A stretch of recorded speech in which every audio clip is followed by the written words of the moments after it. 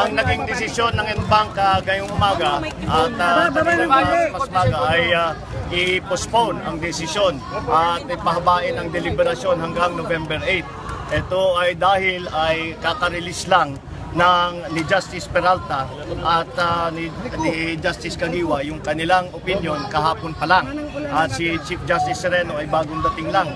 Kaya't kailangan daw ng mas mahabang panahon upang pag-aralan ang mga issue tungkol nga dito sa mga resolution ng FINAIL ukol sa sa paglilibing ng aking ama sa libingan ng mga bayani.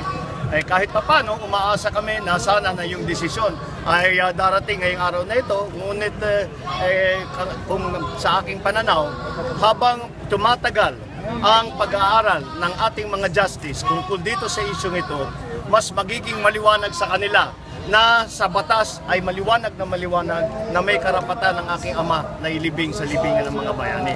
Bukod pa ron, nakapag-antay na kami ng 23 taon. Siguro naman, ilang araw na lang ay kaya pa rin naming mag-antay.